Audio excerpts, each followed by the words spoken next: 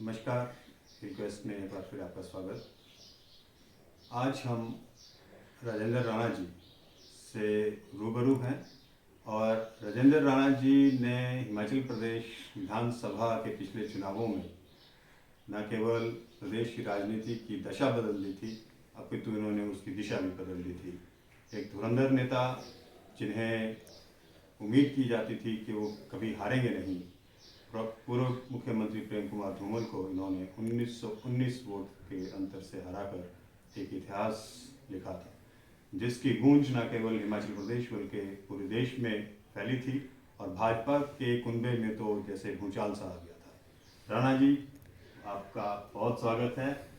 आज आपसे हम सबसे पहले यही क्वेश्चन रहेगा कि 2017 का जो चुनाव था उसके परिणाम ऐसे किस तरह से इस तरह से आए कि आपने एक धुरंधर नेता को हरा दिया। देखिए, ऐसा है कि सबसे पहले तो मैं कहना चाहूँगा कि मैं राजनीतिक जीवन में आया हूँ पर पॉलिटिशियन नहीं हूँ। समाज की सेवा में मेरा दिलचस्पी है और समाज की सेवा व्यक्तिगत तौर पर भी की जाती है और राजनीतिक प्लेटफॉर्म पर भी की जाती है। तो मेरा जो जीवन की राजनीतिक जीवन सामाजिक जीवन में शुरुआत हुई एक सोशल वर्कर के तौर पर और जो आदमी की आदत में शुमार चीज़ें हो जाती हैं वो की जाती है। पिछली बार के जो नतीजे थे वो लोगों की सेवा के नतीजे थे और ये जो 5 साल गुजरे हैं अपोजिशन में मैं मिले रहा हूँ। जब किसी आदमी को बड़ी सफलता मिलती है तो उसको और झुक जाना चाहिए और विनम्रता दिखानी चाहिए। नहीं, वो बुजुर्गों ने कहा है ना कि जिस पेड़ पे फल होता है डाली वही झुकती है, उसकी जो अकड़ता है वो टूट जाता है। जी जी। जो फलदार पेड़ झुकता है वो टूट जाता है, जो अकड़ता है वो टूट जाता है। इसलिए पिछले 5 साल में मुझे नहीं लगता कि कोई एक ऐसा भी घर है सुजानपुर चुनाव क्षेत्र में जहाँ राजेंद्र राणा सुख दुख में ना खड़ा हुआ। जो लोगों ने अपने छोटे छोटे काम बताए वो सारे किए। थोक वाले काम तो हम राजा वीरभद्र की सरकार में कर चुके हैं और उम्मीद जता रहा हूँ कि इस बार आने वाले 5 साल में सुजानपुर चुनाव क्षेत्र की जनता के थोक में काम होगा। एक वाकया मुझे याद आ रहा है, जब आप धूमल साहब के साथ चल रहे थे, आप एसडीएम ऑफिस सुजानपुर की मांग लेकर उनके पास गए थे और बहुत सारे लोगों के साइन डॉक्यूमेंट्स की फाइल आपके पास थी। वो क्या हादसा था, वो क्या उसका और उसका कितना इम्पैक्ट अभी भी लोगों के दिलों में है? देखिए, जब प्रेम कुमार धूमल जी प्रदेश के मुख्यमंत्री थे 2011 में, तो सुजानपुर के लोगों ने मांगा कि हमीरपुर जिला है, 5 चुनाव क्षेत्र हैं और 5 में से 4 चुनाव क्षेत्र में एसडीएम के कार्यालय थे। सुजानपुर एक ऐसा चुनाव क्षेत्र था जहाँ एसडीएम का कार्यालय नहीं था। एक व्यक्ति मेरे चुनाव क्षेत्र का जो कि जंगल से, बैरी से, सिचुई से चलता है, वो पहले सुजानपुर आता है फिर हमीरपुर आता है, उसका सारा दिन एसडीएम कार्यालय में जाने से खराब होता है। तो मैंने कहा कि लोगों ने 10,000 दस्तखत करके मुझे दिए, एक मेमोरेंडम हमने तैयार किया और प्रेम कुमार धूमल जी बतौर मुख्यमंत्री चिल्ड्रन पार्क में स्टैंड पर आए थे और हम 50 लोग वहाँ गए और हमने उनको मेमोरेंडम दिया। परंतु मेमोरेंडम देना ये पब्लिक का डेमोक्रेसी में, लोकतंत्र में अधिकार है। मुख्यमंत्री से मांग करेगा ही कोई। मुख्यमंत्री उस मेमोरेंडम को ठीक ढंग से ले लेते तो भी लोगों ने नाराजगी नहीं थी। उनका जो रिएक्शन था, उन्होंने सेम लाइन कही थी कि Rana ji, don't try to instigate the people. SDM के दफ्तर को मूंगफली नहीं, मैं जगह जगह बांट करूँगा। तो हमने कुछ नहीं कहा, हम क्या कह सकते थे। परंतु सुजानपुर की जनता ने जब राजेंद्र राणा को बतौर इंडिपेंडेंट चुनाव, एक ऐतिहासिक चुनाव यहाँ से जिताया, 15,000 के करीब लोगों से वोटों से लोगों ने जिताया। उसके बाद राजा वीरभद्र से मिलकर मैंने एसडीएम का दफ्तर भी खुलाया। दूसरी नाराजगी लोगों में ये थी कि जब प्रेम कुमार धूमल जी 1998 से लेकर 2003 तक प्रदेश के मुख्यमंत्री रहे, तो सुजानपुर में जो ब्रिटिश गवर्नमेंट के समय का जो ब्लॉक था, वीडियो का ऑफिस था, उसको भी यहाँ शिफ्ट करके दूसरे स्थान पर टौणी देवी में ले जा रहे थे। लोग रिक्वेस्ट करते रहे कि आप टौणी देवी में खोलिए, हमें आपत्ति थोड़ी है, वहाँ भी होना चाहिए। तो सुजानपुर का जो ये वीडियो का दफ्तर है, इसको यहाँ से शिफ्ट न कर, लोगों को प्रोटेस्ट करना पड़ा। तो इससे लगा कि भारतीय जनता पार्टी के नेतृत्व और भारतीय जनता पार्टी के लोग सुजानपुर के विकास के पक्षधर नहीं है, और पिछले 5 साल में इन्होंने काम नहीं किया, काम रोका है। यहाँ पर मैंने टाउन हॉल जो है, टाउन हॉल के निर्माण के लिए राजा वीर भद्र से सेक्शन करवाया, फाउंडेशन हुआ, 75 लाख रुपया जो है वो इसके लिए सेंक्शन भी है, पैसा भी हो गया, पैसा डीसी के पास पड़ा है, 5 साल से पैसा पड़ा है, परंतु सुजानपुर में एक ईंट भी इन्होंने उस टाउन हॉल के नाम पर नहीं लगाई। एक जो खोखे थे वहाँ उन्होंने छोटी छोटी दुकानें जरूर बनाई, पर वो भी पैसा सरकार का नहीं है, वो भी पैसा धौला सिद्ध का है, CSR में पैसा लगा है, ठीक है, धौला सिद्ध का ही पैसा लगा है, हम उनका धन्यवाद करते हैं। तो सुजानपुर में उन्होंने विकास को रोका है, विकास किया है, इसलिए लोगों में नाराजगी है। बस स्टैंड का इशू था काफ़ी लंबे टाइम से, आपका मिनी सचिवालय बनकर तैयार हो गया है, क्या उसका वो आप कह रहे थे उसमें भी कुछ अभी तक? देखिए, मिनी सचिवालय जो है ये बड़ा टिपिकल था, यहाँ जो बिल्डिंगें थी उनको गिराना जो है वो बहुत बड़ा मुश्किल टास्क था। तो मैंने राजा वीरभद्र जी के आशीर्वाद से सभी बिल्डिंगों को गिराने के लिए कैबिनेट से अप्रूवल ली, कैबिनेट ने इसको पास किया, उसके बाद इसको डेमोलिश किया, और उसके बाद ये बिल्डिंग 2017 तक स्ट्रक्चर पूरी बिल्डिंग खड़ी हो गई, 5-6 मंजिलें, और 5 साल में ये सरकार की स्पीड का आंकलन आप लगा सकते हैं कि 5 साल में इस सरकार ने सिर्फ टाइलें और प्लस्तर और बिजली का काम नहीं इनसे हुआ।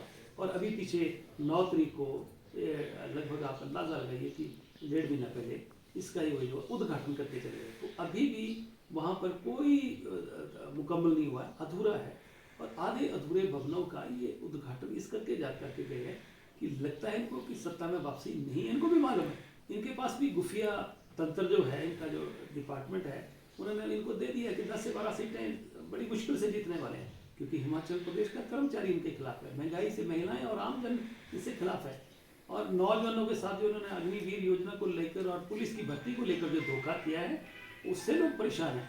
अब मानव भारती के बारे में भी आप बहुत बोलते रहे हैं। मैं लगातार इस मसले को विधानसभा के अंदर मैंने उसमें पॉइंट ऑफ ऑर्डर लेके और नियम 62 के तहत इस पे चर्चा मैंने विधानसभा में की थी, और मैंने इस मामले को विस्तार से रखा। ये जो प्राइवेट यूनिवर्सिटी है, हिमाचल प्रदेश एक छोटा सा पहाड़ी राज्य है, और 17 यूनिवर्सिटी हिमाचल प्रदेश में खोल दी, 70 लाख की पॉपुलेशन में 17 यूनिवर्सिटी प्राइवेट सेक्टर में खोल दी। और ये मानव भारती विश्वविद्यालय है, इसका जो पिछला रिकॉर्ड था, राजकुमार राणा जो हरियाणा से संबंध रखता है, इसका 420 के ऊपर कई मुकदमे होते।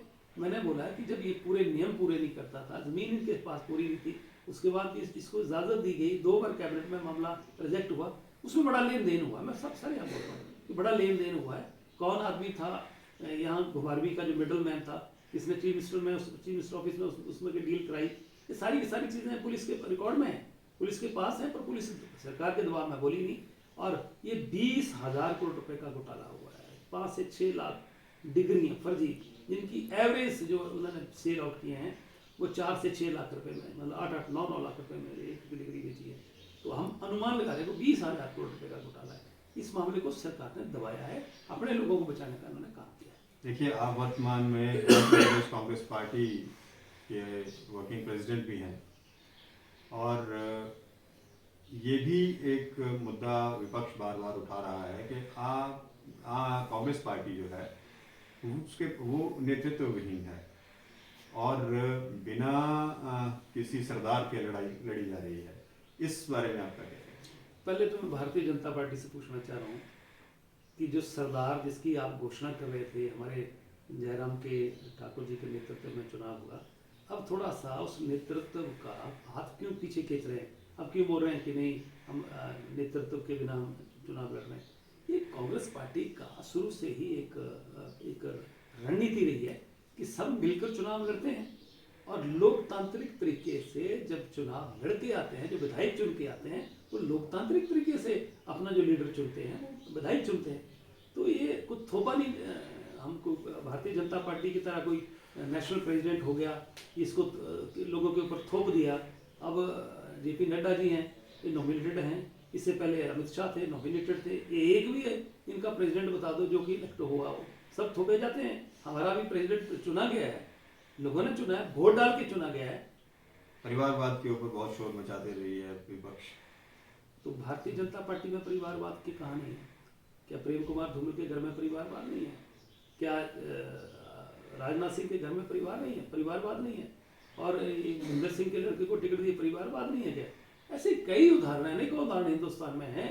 ये कहने की बात है, भारतीय जनता पार्टी झूठ का सहारा लेकर राजनीति करती है, धर्म के नाम राजनीति करती है, राष्ट्रवाद के नाम राजनीति करती है, हिंदुस्तान पाकिस्तान के नाम पर राजनीति करती है। इसलिए ये देश को लड़ाने वाला, देश को कमजोर करने वाला और लोगों को आपस में बांटने की राजनीति करती है। ये जो रिलीजन बेस्ड पॉलिटिक्स कर रही है, हिंदू मुस्लिम रोज हो रहा है, इस बारे में, इस पर कांग्रेस का क्या स्टैंड है और राणा जी क्या सोचते हैं? देखिए, मैं हिंदू हूँ, मैं हिंदू धर्म को मानता हूँ और हिंदू रीति रिवाज के हिसाब से चलता हूँ, परंतु मैं एक सेकुलर आदमी हूँ, सेकुलर सोच रखता हूँ। देश है, देश में कोई भी नागरिक है, चाहे वो किसी भी जाति, किसी भी धर्म, किसी भी मजहब का है, उसको हक है कि वो आगे बढ़े, देश को आगे बढ़ाए, देश को मजबूत करे। देश को आगे ले जाने में सबका योगदान होता है। अगर मैं सोचूं कि एक सेक्शन को लेकर मैं आगे बढ़ जाऊंगा, हम सबको साथ लेके देश को आगे लेकर बढ़ाना चाहते हैं। देश तरक्की करे, लोग तरक्की करें, लोग तरक्की करेंगे तो देश अपने आप तरक्की करेगा। इसलिए सबको साथ लेके कांग्रेस का सोच रहा है, सबको साथ लेके तरक्की। वापिस सुजानपुर आते हैं लौट के। सुजानपुर में आने वाले दिनों में कौन राष्ट्रीय नेता दस्तक देने वाले हैं? देखिए, मैंने अभी 29 तारीख को इतना बड़ा कार्यक्रम करवाया, आप उसमें शरीक हुए, 15,000 प्लस लोग वहाँ पर शामिल हुए कार्यक्रम में।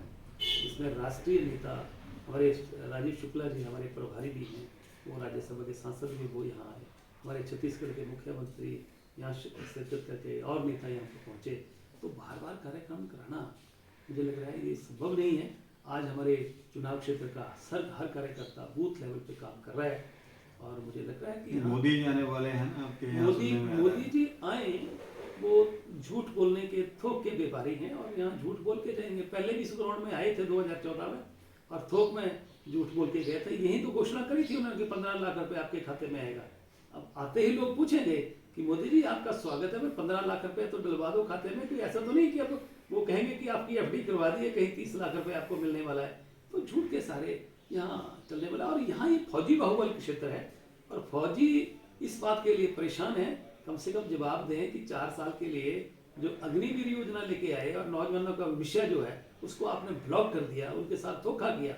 तो उस चीज का भी जवाब दे देना चाहिए भारतीय जनता पार्टी के नेतृत्व को कि क्या महंगाई के नाम पर आपने चुनाव जीता था कि बहुत हुई महंगाई की मार आपकी बार भाजपा सरकार, तो उस पे भी जवाब देते हैं। आपने अग्निवीर योजना लगा के फौजियों को ब्लॉक कर दिया, फौज में जाने के रास्ते बंद कर दिए, आपने देश की रक्षा सुरक्षा के साथ खिलवाड़ा किया, आपने देश की अर्थव्यवस्था को तबाह कर दिया।